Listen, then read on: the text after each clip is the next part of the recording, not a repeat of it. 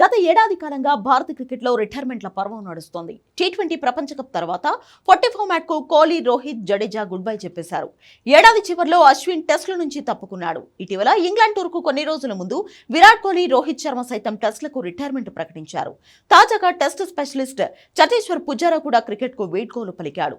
గత దశాబ్దానికి పైగా వీరంతా భారత క్రికెట్కు సంబంధించి ఎన్నో చారిత్రక విజయాల్లో కీలక పాత్ర పోషించారు. ఎవరికి వారే తమదైన శైలిలో రాణించి భారత క్రికెట్ను నడిపించారు. ఇలాంటి సీనియర్ ఆటగాళ్ల విషయంలో బీసీసీఐ తీరుపై ఫ్యాన్స్ మండిపడుతున్నారు. దిగ్గజాలకు సరైన గౌరవం కూడా ఇవ్వడం లేదంటూ ఫైర్ అవుతున్నారు. ఇన్నేళ్లుగా భారత క్రికెట్కు సేవలందించిన వీరికి కనీసం ఫేర్వెల్ కూడా ఇవ్వలేకపోతుందంటూ ఆగ్రహం వ్యక్తం చేస్తున్నారు. రోహిత్, కోహ్లీ టెస్టులకు రిటైర్మెంట్ ప్రకటించినప్పుడు కూడా ఫ్యాన్స్ సోషల్ మీడియాలో బీసీసీఐ తీరును తప్పుపట్టారు. సడన్ గా టెస్టుల్లోంచి తప్పుకోవడం వల్ల వీరికి ఫేర్వెల్ మ్యాచ్ అంటూ ఏదీ లేదు.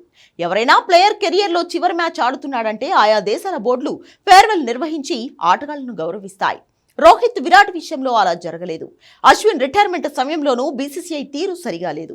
ఇప్పుడు పుజారా కూడా వీడ్కోలు పలికిన తర్వాత బీసీసీఐ నామమాత్రంగా సోషల్ మీడియాలో శుభాకాంక్షలు చెబుతూ ట్వీట్ చేసి చేతులు దులుపుకుంది. గతంలో ఇంగ్లాండ్ క్రికెట్ బోర్డు తమ ప్లేయర్ జేమ్స్ ఆండర్సన్ ను గౌరవంగా సత్కరించిన సందర్భాన్ని భారత్ ఫ్యాన్స్ గుర్తు చేస్తున్నారు. ఇదే తరహాలో గత ఏడాది కాలంగా రిటైర్మెంట్ ప్రకటించిన భారత ఆటగాళ్లను బీసీసీఐ సత్కరించి ఫేర్వెల్ ఇవ్వాలని కోరుతున్నారు.